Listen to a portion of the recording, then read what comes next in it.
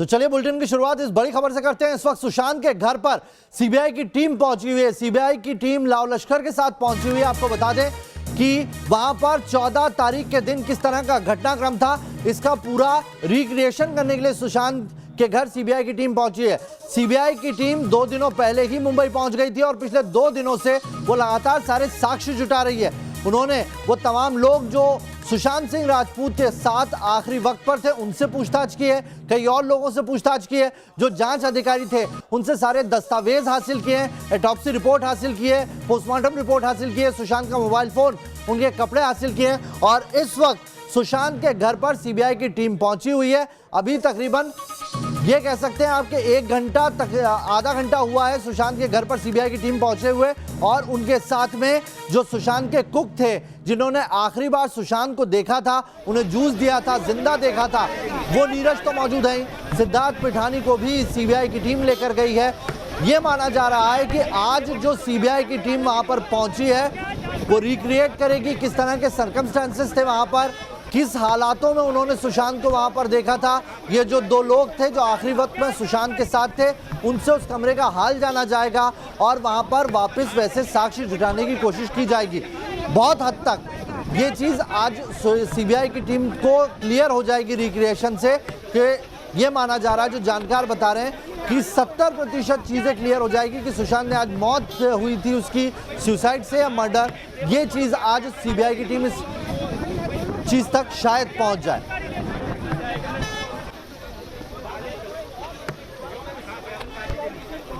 और चलिए शैलेंद्र हमारे साथ जुड़े हुए हैं मुंबई से, सुशांत के घर के बाहर से शैलेंद्र इस वक्त जुड़े हुए हैं।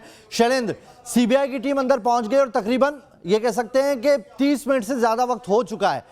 क्या आज यहां पर होना है और कितना महत्वपूर्ण है ये सुशांत केस से जुड़ी हुई चीजों को लेकर?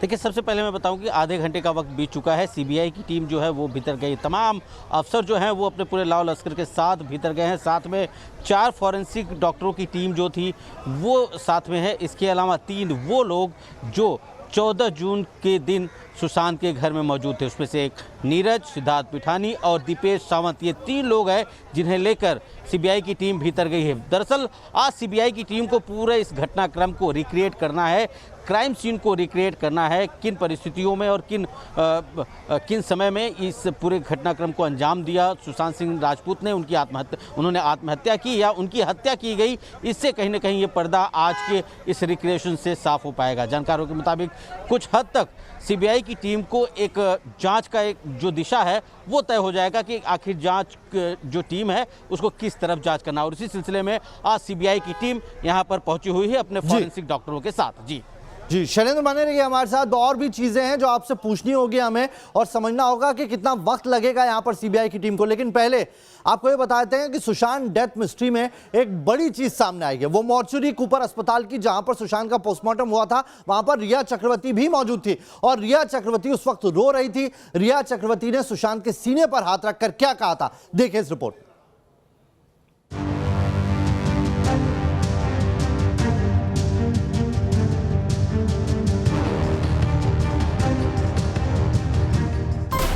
इमोशन हुए बेकाबू तो रिया बोली, सॉरी बाबू।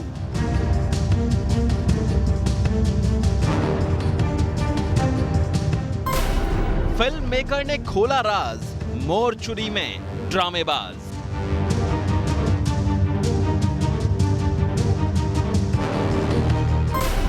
मोरचुरी में रोई रिया, सुशांत से पूछा, बाबू ये क्या किया? सुशांत डेथ मिस्ट्री में एक बड़ा खुलासा हुआ है। फिल्म मेकर सुरजीत सिंह राठौर ने खुलासा किया है कि रिया ने मोर्चुरी में सुशांत सिंह राजपूत की लाश के सीने पर हाथ रखकर माफी मांगी थी। फिल्म मेकर सुरजीत सिंह राठौर का दावा है कि वो ही रिया चक्रवर्ती को 15 जून को कूपर हॉस्पिटल की मोर्चुरी में लेकर गए और वहां सुरजीत ने अपने कानों से सुना कि रिया ने सुशांत के सीने पर हाथ रखकर सॉरी बाबू कहा और फिर रोने लगी। मैं गया हूँ रिया, दोनों मैं रिया को पकड़ के अंदर लेके गया हूँ। चेहरे से पर्दा, वाइट जो पर्दा था मैंने हटाया। रिया ने यहाँ पे चेस्ट पे उसके हाथ रखा, बोला सॉरी बाबू। तो मैं जहरकात क्यों, मैं पास में खड़ा था, मैंने सोचा, मैंने कहा सॉरी क्यों बोल रही है रेहा। मैंने उसको भी नहीं कहा कि आपने सॉरी क्यों बोला, तो मैं सोचा ये सॉरी क्यों बोल रही है। सुरजीत सिंह राठौर के मुताबिक मोर्चुरी में 5 से 7 मिनट तक रिया रही। सुरजीत ने सुशांत के चेहरे से चादर हटाई, रिया ने सुशांत के सीने पर हाथ रखा और सुशांत से माफी मांगी। फिल्म मेकर सुरजीत अब दावा कर रहे हैं कि सुशांत के चेहरे से चादर हटाते ही रिया का सॉरी बोलना उन्हें खटका था। उस वक्त ही उनके दिमाग में सवाल आया कि आखिर रिया किस बात की माफी मांग रही थी। अस्पताल के बाहर मीडिया का जमावड़ा था, इसलिए रिया पिछले दरवाजे से अंदर गई थी। रिया के भाई शौविक और मां संध्या ने भी सुशांत का चेहरा देखने की इच्छा जाहिर की थी, लेकिन पुलिस ने उन्हें इसकी इजाजत नहीं दी। रिया ने कहा, बोला है मेरी मम्मी जो है और भाई भी अंदर जाना चाहते हैं, एक बार देखना चाहते हैं। तो उन्होंने जो गार्ड था उन्होंने मना कर दिया, बोला नहीं अब उसको बार बार किसी को अंदर नहीं जाने देंगे, एक बार हो गया तो हो गया। तो वो चले गए, उसी बात में वो चले गए। रिया चक्रवर्ती उसके परिवार के साथ में हॉस्पिटल में जाती है, मॉर्चुरी में डेड बॉडी को देखती है। ये सब डाउट क्रिएट करता है, सस्पिशन क्रिएट करता है। मुंबई पुलिस की जो इसमें एक्शन है ये भी थोड़ी सी डाउटफुल है, क्योंकि कोई भी अनऑथराइज्ड आदमी को डेड बॉडी दिखाना ये कायदे से बाहर है। रिया की माफी का दावा करने वाले फिल्म मेकर सुरजीत अखिल भारतीय राजपूत करणी सेना के सदस्य हैं और सुशांत के चचेरे भाई बीजेपी एमएलए नीरज सिंह बबलू के करीबी हैं। नीरज ने ही उन्हें अस्पताल में बने रहने को कहा था। Team news nation. तो सुरजीत सिंह राठौर जो फिल्म निर्माता है इस वक्त हमारे साथ सीधा जुड़ गए हैं। सुरजीत जी, आपसे यही जानना चाहेंगे कि सबसे पहले जब आप मॉर्चुरी में दाखिल हुए और रिया आई तो कितनी देर का ड्यूरेशन रहा जब रिया वहां पर मौजूद थी, और आपने क्या देखा था? सबसे पहले यही बताइए हमारे दर्शकों को कि उस वक्त जो देखा शायद उस वक्त समझने में आपको दिक्कत हुई हो, लेकिन अब चीजें आपको धीरे धीरे क्लियर हो रही हो। जी जी जी जी, मैं सबसे पहले आपको नमस्कार करता हूँ, जय माता दी की। जी, उस दिन मैं 15 जून को मैं कुपर हॉस्पिटल में गया था और मेरे राष्ट्रीय अध्यक्ष जो करणी सेना के हैं उन्होंने मुझे कहा कि आपको वहाँ जाना है, कि सुशांत की अगर अंतिम यात्रा में जाना, क्यों आप राजपूत हो तो आपको जाना वाकिब है। मैंने कहा ठीक है जी, मैं जाऊँगा। मैं वहाँ पे गया और जाने के बाद में कुछ ही देर बाद में धोनी फिल्म के जो एग्जीक्यूटिव प्रोड्यूसर हैं सूरज सिंह जी, वो वहाँ पे आए और उन्होंने मुझे कहा कि भाई साहब यहाँ पे रिया चक्रवर्ती आना चाहती है। तो मैंने उनसे पूछा कि रिया चक्रवर्ती कौन है, तो उन्होंने मुझे कहा कि रिया चक्रवर्ती सुशांत की गर्लफ्रेंड है। तो मैंने कहा चलो गर्लफ्रेंड है तो फिर उसको दिक्कत क्या, वो तो आ सकती है, उसमें क्या है। बोला नहीं नहीं, यहाँ पे आ सकती है, वो शमशान घाट में नहीं जा सकती जहाँ अंतिम संस्कार होना था। तो मैंने कहा क्यों नहीं, कि वहाँ पे वो फैमिली वाले उनको अलाउ नहीं करेंगे। तो मैंने कहा ठीक है, बुला लीजिए, तो आ जाएगी यहाँ पे। जब वहाँ पे आए तो उन्होंने मुझे कहा आप मोर्चरी के जो स्टाफ है उनसे बातचीत करें। हमने उनसे पूछा कि भाई ये रिया चक्रवर्ती है जो सुशांत के अंतिम दर्शन करना चाहती है, तो परमिशन मिलेगी। तो स्टाफ के जो लोग थे उन्होंने हमें परमिशन दी, तो परमिशन दी तभी तो हम अंदर गए हैं जी, बिना परमिशन तो हम गए नहीं, क्योंकि स्टाफ के लोगों ने परमिशन दी। मैं रिया को लेके गया हूँ, स्टाफ पहले चला गया, फिर मैं रिया को मैं मेरे हाथ से पकड़े मैं अंदर लेके गया हूँ। जब मैं अंदर घुसा, स्टाफ ने वो बॉडी को बाहर निकाल के मेरे सामने रखा, डीपी की बॉडी बाहर आई। मतलब आपने जो परमिशन ली वो मॉर्चुरी के बाहर जो मौजूद वहाँ का जो स्टाफ था, वो एक जो सिक्योरिटी गार्ड होता है और एक जो वहाँ पर जो डॉक्टर होते हैं उनसे परमिशन लेकर आप अंदर गए थे, इसमें पुलिस का कोई इन्वॉल्वमेंट नहीं था? जी, डॉक्टर नहीं, डॉक्टर वहाँ पे कोई नहीं थे, सिर्फ वो वहाँ पे जो बॉडी को जो रिसीव करने वाले जो लोग होते हैं, 3-4 लोग जो बैठे रहते हैं एनी टाइम, वही लोग वहाँ पे थे। हमने उनसे संपर्क किया तो उन्होंने ही हमें जाने की परमिशन दी थी, उनका स्टाफ हमारे साथ गया था जी। रिया, जब हम अंदर घुसे, जब अंदर दाखिल हुए, रिया की बॉडी लैंग्वेज कैसी तो थी? मैंने जी वो बात नहीं करी थी, कि बात नहीं किया मैं, उसने मेरे से बात भी नहीं किया। मैं तो सिर्फ उसको लेके अंदर गया था। मैं कहा चलो आगे, वो जो मोर्चरी का जो था स्टाफ वो आगे चल रहा था, हम पीछे पीछे गए। जाके उन्होंने निकाला डीप फ्रीज से बॉडी को, और मैंने देखा वो जैसे निकाला, मैंने पर्दा हटाया तो मैं खुद इमोशनल हो चुका था। वहाँ पे मेरे आंखों में आंसू आ गए थे कि उस चेहरे को जैसे मैंने देखा, क्योंकि एक हंसता हुआ चेहरा, मुस्कुराता हुआ चेहरा हमें ऐसा मतलब कैसे सुसाइड कर सकता है। फिर मैंने देखा कि उसके गर्दन के नीचे जो निशान था, तो वो मुझे लगा नहीं कि इसने सुसाइड किया, इसकी हत्या की गई है। ये पूरा पार्ट अंदर दसा हुआ था। रिया के हाव भाव कैसे थे? करके अगर किसी ने खींचा है रस्सी तो सुरजीत जी, रिया के हाव भाव कैसे थे जितनी वक्त वो मॉर्चरी के अंदर रही, और वो कितना टाइम पीरियड रहा, कितना ड्यूरेशन के लिए वहां पर रही? हमारा जो टाइम था उस समय का, जैसे अंदर जाना और बाहर निकलने का कम से कम था तो 4 से 5 मिनट का हमारा समय था। 4-5 मिनट के अंदर हम गए, जाके रिया इमोशनल थी, वो हाथ जोड़े हुए अंदर गई थी। जाके जैसे मैंने पर्दा हटाया तो उसने चेस्ट पे हाथ रखा, कहा सॉरी बाबू, उसने कहा सॉरी बाबू। तो सॉरी बाबू बोलते मेरे भी जहन में गया कि सॉरी क्यों बोला, क्योंकि मैंने आज तक कभी देखा भी नहीं, कहीं भी किसी की अंतिम यात्रा हम जाते हैं कोई कहता है कि सॉरी सॉरी, कौन बोलता है सर, ये वो सिचुएशन ही ऐसी थी। तो रिया ने जब सॉरी बोला तो मैं अपने आप को मुझे लगा कि सॉरी क्यों बोल रही है। फिर मैंने उनसे पूछा भी नहीं रिया से। फिर हम बाहर आ गए। बाहर आने के बाद में रिया के जो मदर थी, उसका भाई था, वो भी अंदर जाना चाह रहे थे, लेकिन स्टाफ ने मना कर दिया कि अब आप वहाँ नहीं जा सकते। जी, बस आप 2 लोग बोला था, 2 आप लोग बाहर आए थे, आप तस्वीरों में भी दिखाई दे रहे हैं।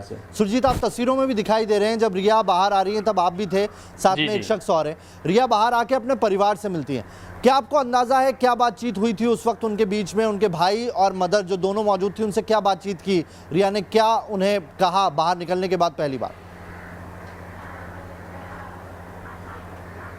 नहीं, कुछ उसने बोला नहीं। उसने मुझे ये कहा था कि मम्मा और भैया को बुला दीजिए। तो मैंने उनको बोला तो वो बोले हमें भी जाना है अंदर। तो स्टाफ ने मना कर दिया कि नहीं आप नहीं जा सकते, बस हो गया।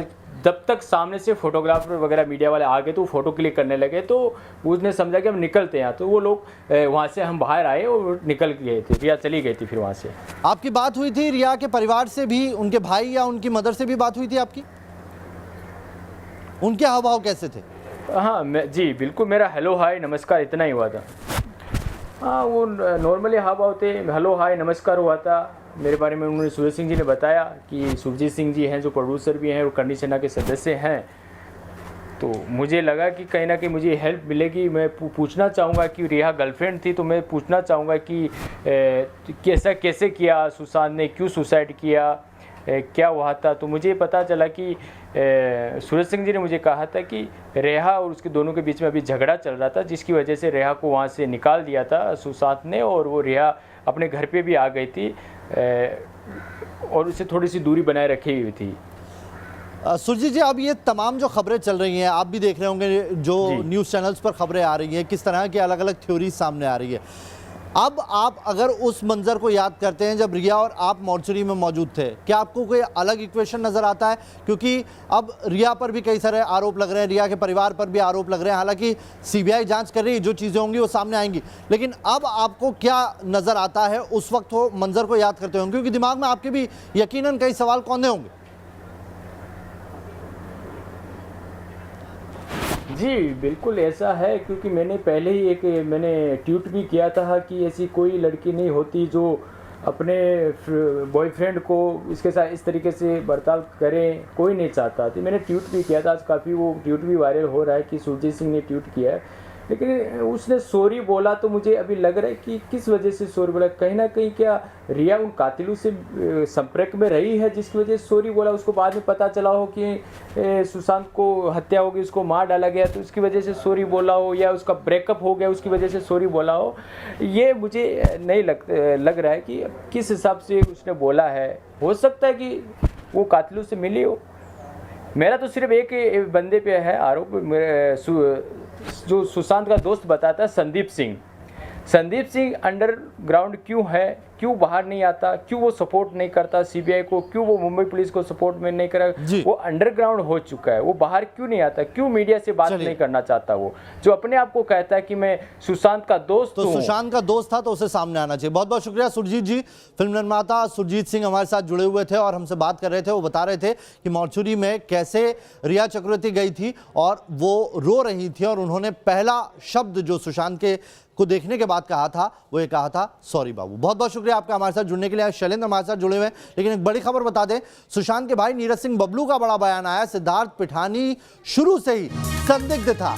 नीरज सिंह बबलू ने कहा है अंतिम संस्कार वाले दिन भी चेहरे के जो भाव भंगिमा थी, हाव भाव थे, वो संदिग्ध थे। सीधे सीधे नीरज सिंह ने कहा है फोन पर बातचीत में मशगूल था सिद्धार्थ, लगातार फोन पर बातचीत कर रहा था। क्या कहा उन्होंने, आइए सुन लेते हैं। देखिए, सीबीआई जांच हम समझते हैं कि सही दिशा में जा रही है और सीबीआई जिस स्पीड से जांच शुरू किया है, हम लोगों को काफ़ी आशा उम्मीद और बढ़ गया है कि निश्चित रूप से जो भी दोषी होगा वो एकदम गिरफ्तार होगा। और हम समझते हैं कि वहाँ जिस तरह से कुछ बातें मीडिया के माध्यम से आ रही है, चाबी वाले की बात जो आई है, तो जो सिद्धार्थ पिठानी है, हम समझते हैं कि उसको निश्चित रूप से गिरफ्तार करने की आवश्यकता है। कहे कि हम लोग भी महसूस किए जब हम गए थे, घटना घटी और हम वहाँ दाह संस्कार वाले जगह पे गए थे। तो सुशांत सिंह राजपूत के चचेरे भाई नीरज सिंह बबलू को सुन रहे थे, जिन्होंने कहा है कि सिद्धार्थ पिठानी शुरू से ही संदिग्ध लग रहे थे और जो सीबीआई की जांच है वो सही दिशा में जा रही है। आपको बता दें कि सीबीआई की टीम इस वक्त सिद्धार्थ पिठानी को लेकर सुशांत के घर पहुंची है रिएक्शन करने। लेकिन एक और बड़ी खबर बता दें, सुशांत सिंह की ऑटोप्सी रिपोर्ट सीबीआई को मिल चुकी है और कई बड़ी चीजें निकल के आ रही है इस ऑटोप्सी रिपोर्ट में। इसमें मुंबई पुलिस की बड़ी लापरवाही सामने आई है। हाई प्रोफाइल केस होने के बावजूद इस ऑटोप्सी रिपोर्ट में एमडी फॉरेंसिक यानी कि फॉरेंसिक एमडी डॉक्टर शामिल नहीं किए गए थे। साथ ही केस पे लीपापोती की बात सामने आई। सुशांत के गले पर लिगेचर मार्क मिला है। अब लिगेचर मार्क क्या है वो समझ लीजिए। मौत की वजह फांसी का दम घुटने से हुए। लिगेचर मार्क गहरा मार्क बताया जाता है और ये 33 सेंटीमीटर का लंबा बताया जा रहा है। रस्सी का निशान जो चिन्ह है उससे 8 सेंटीमीटर नीचे है, जो संदेह पैदा करता है। गले के दाहिनी तरफ निशान की मोटाई जहां 1 सेंटीमीटर है तो गले के बाईं तरफ वो मोटाई बढ़ जाती है, 3.5 सेंटीमीटर हो जाती है। शरीर पर कोई और चोट का निशान नहीं है। गले और सिर के आसपास की हड्डी टूटी नहीं। ये जो रिपोर्ट है अब इसमें मौत के वक्त का जिक्र नहीं है। कोरोना टेस्ट नहीं किया गया है। ऑटोप्सी रिपोर्ट वो चीजें सामने आ रही है जिसको लेकर अब सीबीआई फिर से रिक्रिएशन कर रही है और वहां पर फॉरेंसिक के तमाम लोग भी मौजूद है, डॉक्टर्स की टीम भी मौजूद है। तुरंत लौट रहे हैं, ये बड़ी कवरेज जारी। एक छोटा सा ब्रेक लेंगे।